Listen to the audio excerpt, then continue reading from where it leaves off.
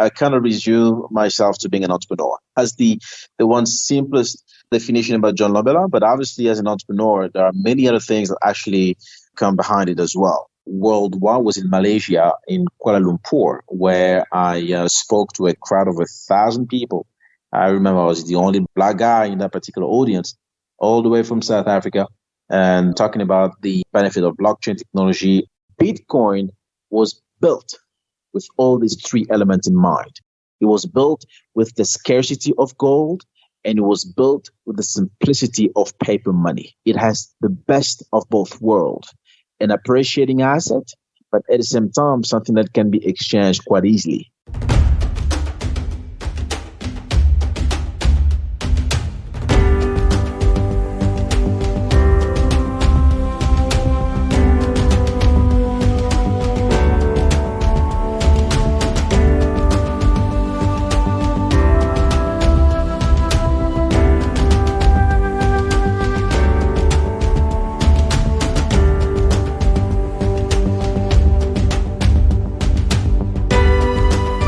Welcome to your favorite podcast, 1000 African Voices, broadcasting from an African perspective. 1000 African Voices is a program aimed at breaking down the boundaries that divide us as a continent, the boundaries that divide our beautiful people. You can also find the show on iTunes or wherever you get your podcast by searching for 1000 African Voices. Our website address is 1000africanvoices.com. We are calling this series Africa's Future Reimagined, where we demystify what the fourth industrial revolution means for our beautiful continent. You will hear views on cybersecurity, Internet of Things, cloud computing, chatbots, blockchain, etc.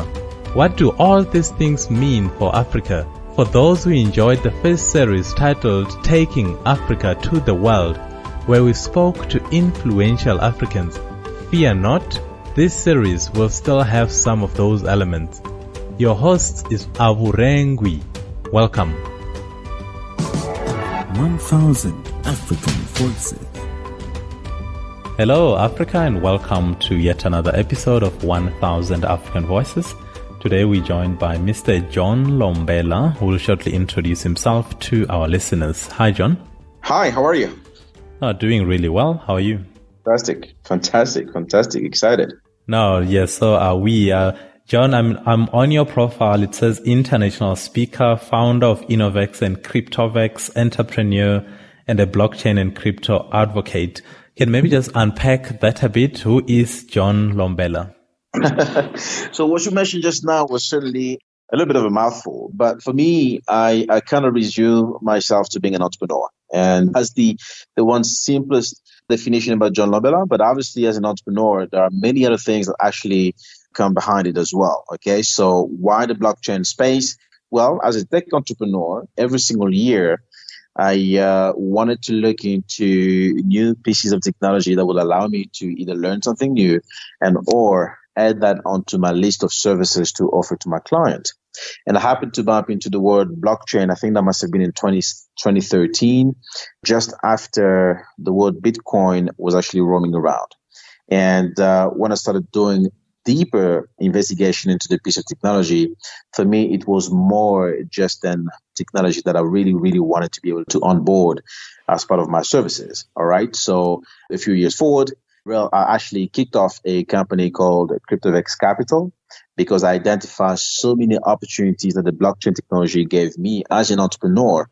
And today I focus merely on alternative banking solutions, alternative investment solutions, leveraging the blockchain technology in the whole fintech world and bundling everything up into one package, allowing me to then provide services to either individuals or corporate entities of the likes, not only in South Africa, but pretty much around Africa and the world as well. I mean, just like yesterday, I'm pretty excited about the fact that we are now having a full a banking license solution for alternative banking solutions that would allow us to provide, parallel banking solutions to all the traditional banking solutions that we know today. And all of that will be blending between the old fiat currency as well as the cryptocurrency world and provide services to our clients. But beyond that, I also speak around the world. And for me, the blockchain space was really pretty much a niche for a few reasons. I mean, a lot of people don't do that, especially from an African perspective. Now it's a growing concern here, and it's quite exciting about that. But many people actually just understood Bitcoin from a money-making scheme, not really understanding exactly how Bitcoin works and what actually fuels the whole Bitcoin ecosystem, which is the blockchain technology. So I started being invited around the world. And I remember my first tour worldwide was in Malaysia, in Kuala Lumpur, where I spoke to a crowd of 1,000 people. I remember I was the only black guy in that particular audience, all the way from South Africa, and talking about the benefit of blockchain technology. And my topic at that time was blockchain, a trust protocol for a new economy. And I really pretty much unpacked it quite largely, but I think to summarize it, for me, it was more about debunking or sort of developing the word trust. And the best way I could do that, which I could actually do it right now, just to summarize in very few words, the word trust for me, T for transparency. And when we look into the transparency today, those are the things that we all want to do in business. And blockchain technology gives you just that. R for reputation. Today, we live in a digital world. And as a matter of fact, the fact that we are currently confined and we all in the whole COVID-19, you can only trust to do business with somebody that you've been following for a long time, somebody that you believe has a very good internet persona. So think about it. Today, our internet personality or internet persona becomes our digital currency. So that is the reputation that we have to build for ourselves using the digital tools for us to become monetizable, if I can put it that way. And then the U in the trust for unalterable. It's one of the unique aspects of blockchain technology, whereby once a transaction or a digital record has been written on the blockchain, it becomes immutable. In other words, you can never revert that transaction and so forth. And therefore, a lot of people will be willing to trust that particular transaction record as opposed to trusting a record that can be manipulated. And the S in the word trust for smart contract.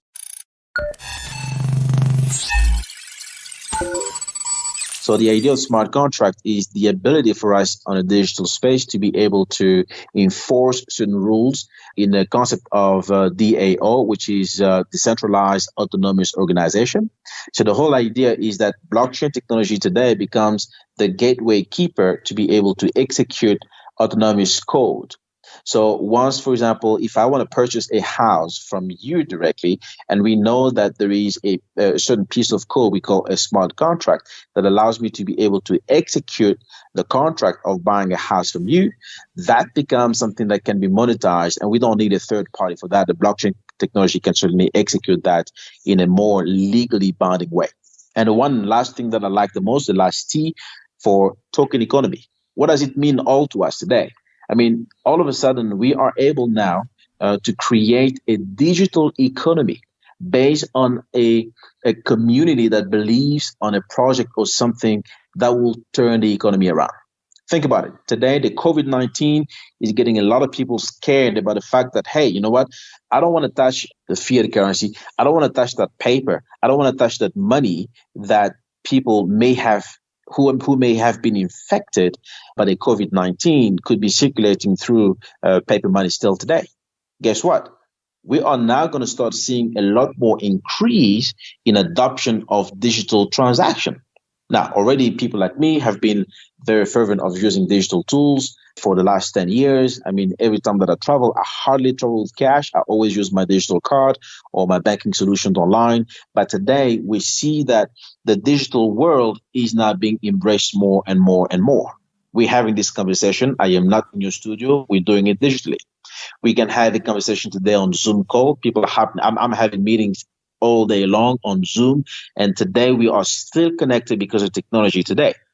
But when we look into the digital world, what the blockchain allows us to do is to create all of a sudden a new economy based on digital format that allows us to create a token economy. And the fact that I give an importance on that particular token and the community that actually uses it, that can actually have value over time. And this is the reason why Bitcoin has value. If you go back today and look into what the Americans are doing, they are printing $2 trillion in 2 days. $2 trillion, or actually even more than that, $6 trillion. What's going to happen? While that is going to solve the problem in the temporary, right now, okay, the issue it causes is that of a hyperinflation. So by the time this crisis passes, what's going to happen is inflation is going to skyrocket all the way to the roof. We've seen that in Zimbabwe. So the more money there is in the marketplace, I mean, look, we're solving a problem right now, but we're causing another one as well. It's the very reason why Bitcoin was created in the first place in 2008, to be able to avoid inflation, but to provide a deflationary monetary system. One that is extremely powerful to be able to auto-regulate through the technical term called as mining. And how does it auto-regulate? By the concept known as mining difficulty. In other words, if a lot of people are flocking in today, providing their tools to be able to mine Bitcoin on the blockchain network and provide security and all that kind of stuff and so forth, the more miners there are on the network, the difficult it is for them to produce Bitcoin. Because how is Bitcoin produced? Bitcoin is produced by miners' ability to validate transactions. So if I send you to one of your colleagues or yourself 100 Rand worth of Bitcoin, a miner on the network needs to be able to validate a transaction and say, hey, you know what? I'm the one here who actually has the hash code to validate the transaction of that particular 100 Rand or $100 worth of Bitcoin. And 6 or 3 other miners need to validate that particular information is correct. And once it is correct and it is validated on the network, new Bitcoin are produced. And once they are produced, that particular transaction is not only rendered immutable, it can never be reversed, but new Bitcoins are now on the market to be able to sell to people who believe, the community who actually believe in that particular digital token or digital coin. But the more miners there is in the network, the difficulty adjusts as well. We cannot produce more Bitcoin as fast as we can. But the more these miners leave the network, for example, because they cannot sustain their operations, they can't pay for their bills, they can't pay for the electricity and whatnot. The moment they leave the network, guess what? The mining difficulty adjusts as well. And those who remained on the network are remunerated better.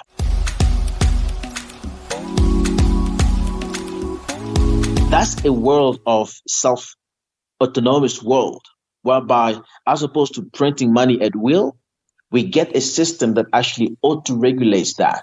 And guess what? That's a deflationary environment as opposed to an inflationary environment, such as where fiat currency is printed at will. So my excitement, why am I a blockchain evangelist, is because I believe in these things. I see technology being used in a way that it is transforming the way we do business, the way we trust each other, the way we actually handle transactions, the way we actually buy goods, the way we actually believing in a specific system. So the blockchain technology is there to regulate all of that. And we also live in a world where Bitcoin is now transforming the way we look at money, investing, and savings. That's exactly what make up my title that you saw on my profile. And it's the reason why I'm here to stay for a very long time.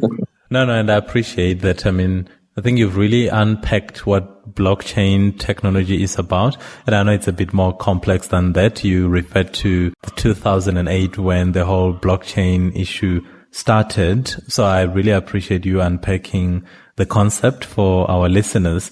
What I always wonder when I look at blockchain and crypto advocates, if I'm trading in Bitcoins or Ethereum today, I can understand how I make money from that.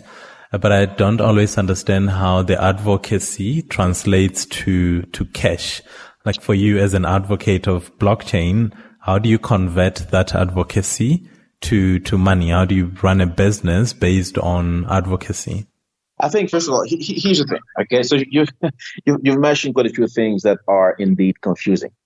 Before you can look at monetizing Bitcoin, you need to understand what Bitcoin is all about.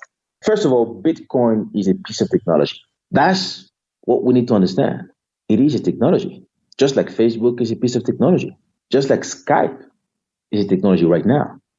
But you see, as I'm talking to you on the phone right now, as I'm talking to you through this particular interview, automatically we forget that we are using Skype. All we see is a device that allows us to be able to communicate, and automatically through the magic of technology behind the scenes, my voice right now is able to be converted into bits of zeros and ones that are carried through the wires, through the internet, which is a whole bunch of other satellites and a whole bunch of towers that carry that voice at the speed of light for you to be able to decode that particular bits of zeros and ones so it can come out as clarity to you on the other side. It is first of all a technology. Now, once we understand that it is technology, we need to know what does the technology do. For Bitcoin, the technology, it is the first cash electronic system, peer-to-peer electronic system that would allow two people to be able to transact without having a third party. But transact what? To exchange value. What kind of value? Anything that will mean something to us. In other words, if I have a pen that you like and you believe that there is value in that pen and you ask me nicely to give you that pen, I can give you the pen without having a third party. What kind of a third party? Without having a lawyer, without having a bank, a central bank, without having a central authority, without having any other person out there who will be able to look into that to validate the particular transaction. Okay? So that's exactly what it is. That's exactly what it is. So what we need to understand is before you look into the other benefit of Bitcoin, you need to know what money is. What I like to ask as a question to people is, what is money? So some people come to me and they show me a piece of paper, right? They show me a paper. Some people would be showing me their credit card, which is a plastic card. Some people would be showing me, I was in Zimbabwe last year sometime and somebody even showed me a phone. Yes, a phone. You know why? Because if you live in Zimbabwe, you will realize that, the RTGS system, which they call the RTGS dollar, has been validated by the central bank for them to be able to do transactions. So automatically, somebody who has a phone has money. In fact, he looks at his phone, a feature phone, as money. Why? Because that's where they store that information, money, according to them, which they will be able to monetize afterwards.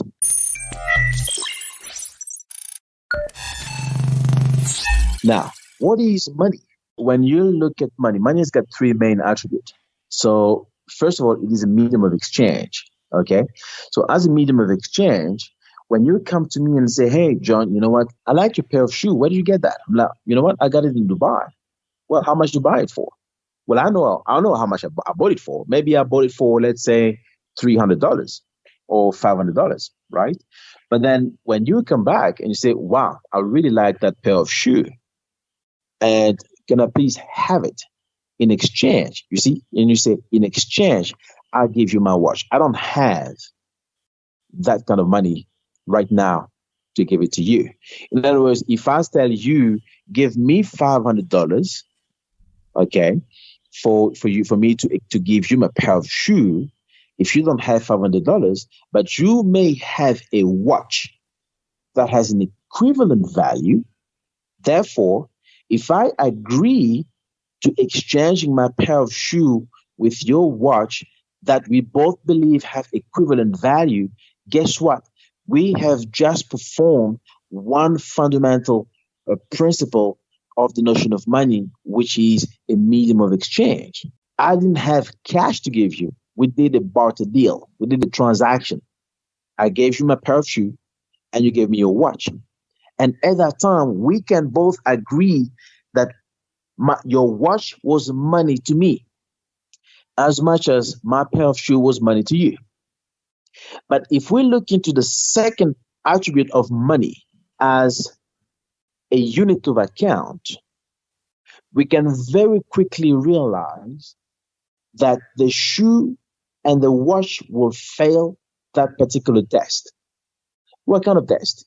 Because if I come with my pair of shoe, which cost me $500, and your watch, when I look at the watch, I'm like, nah, you know what? That particular watch cost would probably be about $200. And therefore, I am not willing to give you one shoe out of my pair so I can keep the other shoe. It will no longer have the same value. I can't say that one shoe is $250 and the other shoe is $250. And because you only have a $250 watch, let me give you one shoe. I mean, what happens to the other shoe? You can't just wear one shoe. And automatically, those two elements will fail that particular test of being called money. Okay? Now, because of that, as a unit of account, fiat paper money was introduced to be able to counter to that. Because you can't just go and buy, use, let's say, your cow and to buy bread. And what you do, you start chopping your cow in little pieces just so you can actually get an equivalent in return. No, it doesn't work like that. So there had to be an accounting system that would be created for us to be able to see the value of this thing and say, you know what, okay, if I give you $100 value of something and I buy a loaf of bread which costs about $1, you need to give me $99 back.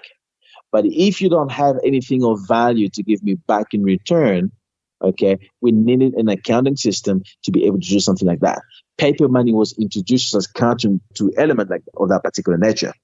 But the other last element that defined money is that it is a store of value. Okay, so as a store of value, you need to understand that automatically, depending on the watch, because there are some watches that actually appreciate in value based on how it was made. Okay, maybe it was made of gold and diamonds and things. So of course, those kind of things actually would appreciate in value. All right. So, but we already automatically see that my pair of shoe will lose that test because it doesn't necessarily appreciate in value the fact that we're actually using it over time.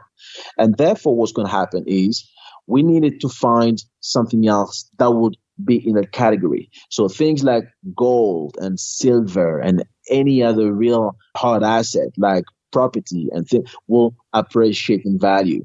So automatically those things make sense, but you see, fiat money doesn't appreciate in value. In other words, your paper money of 100 Rand will fail the particular test as a store of value because of the inflation. Every single year there's inflation.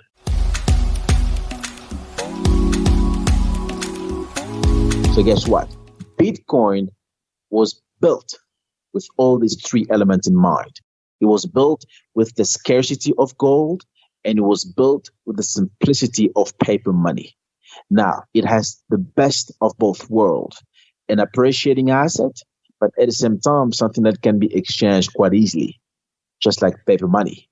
But most importantly, it adds additional attribute. And so far, I'm still talking about the technology, but I'm adding on top of it other elements that actually make it money. Okay, although it is in a digital format, and I'm going to come to that as well just now. So this automatically puts Bitcoin in a better lighting than your fiat money, your paper money. Why? Because on top of these attributes, it adds in the cryptography. A cryptography, something that allows you to scramble information that nobody else will be able to tamper with, so that other people who have got the key to decode that information will be the only people valuable enough to say, you know what, I can read the information back.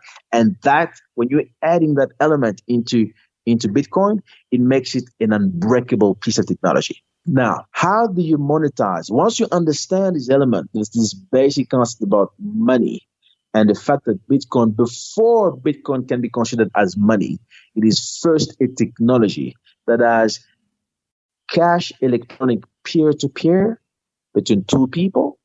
But now, how does it translate into money? How can it be considered as digital money? This is whereby now the concept behind that technology was, okay, guys, we have a great piece of technology here. We have something phenomenal.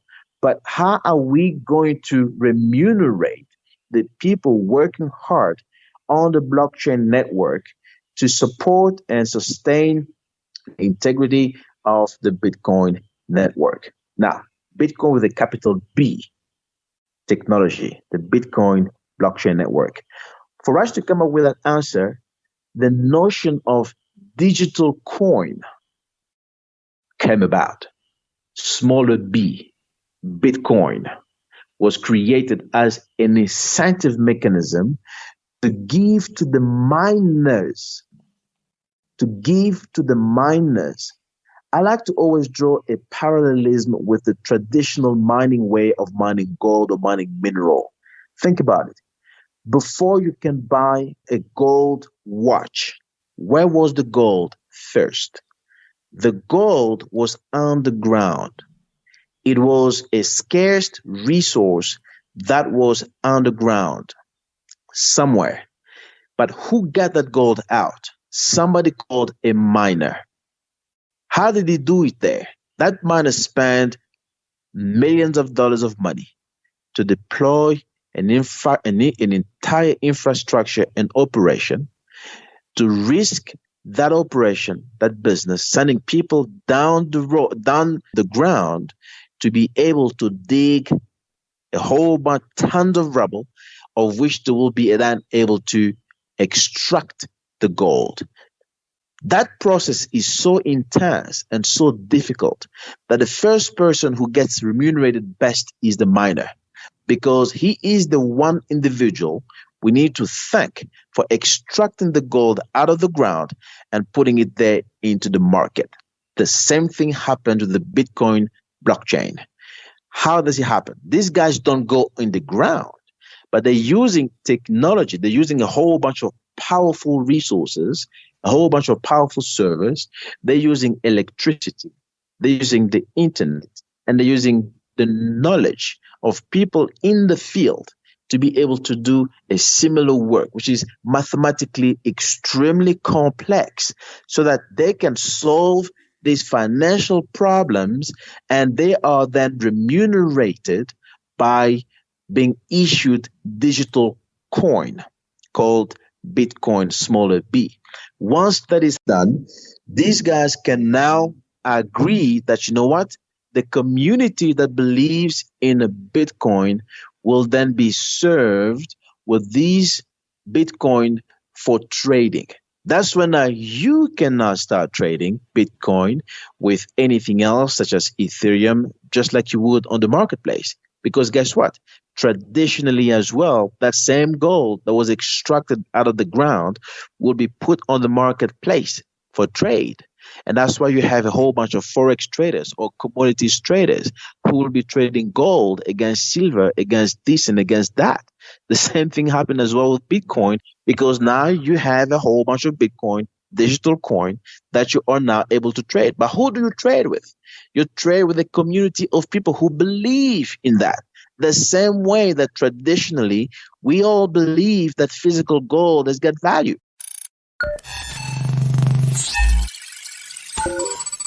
So the same way in this community of people who believe that digital coin, Bitcoin, has got value.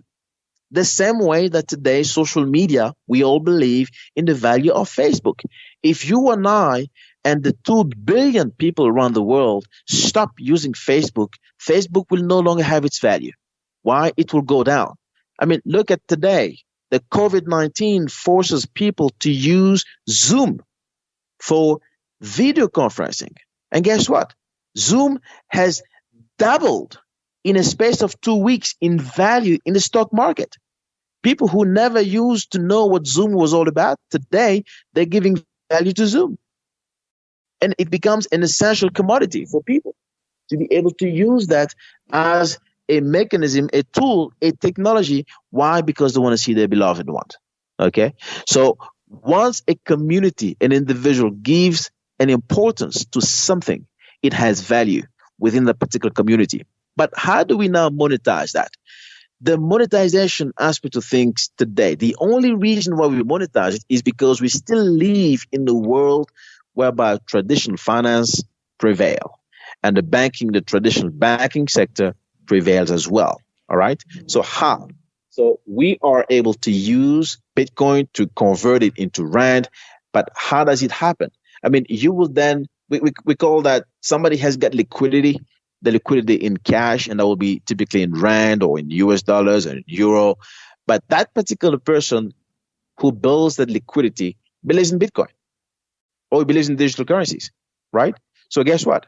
I pile up my cash because I believe in it, and I'm able to monetize your cash. So if you have one Bitcoin that you've traded and have you earned on the social, it's not on social media, sorry, but on while trading, guess what's going to happen? You come to somebody like me or somebody like a professional business, somebody who has the liquidity, and you say, okay, listen, I'm going to monetize it. So what it does, it gives you a platform, an exchange platform. And just like the word says exchange, you are exchanging your one Bitcoin for the liquidity. And because we live in the world of digital, he can now provide you with tools to automate that process. So you sell your one Bitcoin or your Ethereum, and he collects it because he believes in it. And guess what? He pays you out of his liquidity that he's built over time into your bank account. That's just as simple as it is. There's no other Mickey Mouse gimmicks behind this. It's simple as that. I got money in the bank, and I also take Bitcoin. You want to monetize your Bitcoin? Great. I got money. You give me your Bitcoin. I gave you the cash in your bank account or in cash if you want it. That's exactly what happens in the world of trading Bitcoin. Lovely. Mr. John Lombela, if anyone had any doubt that you're an international speaker after this episode, I think that doubt has evaporated. I've thoroughly enjoyed. It wasn't a conversation. It was really a lecture that I needed to understand the difference between blockchain, what is Bitcoin, what does this whole crypto world look like. And I really appreciated how you presented that. And hopefully our listeners as well appreciate sort of the time you took to unpack this, which is exactly what we're trying to do on 1000 African Voices. So Mr. John Lombela, it's been an absolute pleasure listening to a masterclass, and I've thoroughly enjoyed being educated. So thank you. Thank you very much indeed, and I appreciate it. So I look forward to some more sessions like this in the future. Thank you. No, absolutely. Take care, Mr. John Lombela. Till next time. Peace. Bye. 1000 African Voices. You've been listening to 1000 African Voices. Please join us next time as we bring you another African voice. 1000 African Voices is produced by me, Aburengwi, with Sam Garnich on sound production. Our head researcher is Jones Maleka. For more information, including the contact details of our guests, visit us on our website, 1000africanvoices.com. You can also subscribe to our show on iTunes by searching for 1000 African Voices. Please help us grow the project by logging on to 1000africanvoices.com to subscribe. If you wish to form part of the show, send an email to jonesforchange@gmail.com. Until next time, Kungana Africa, and take care.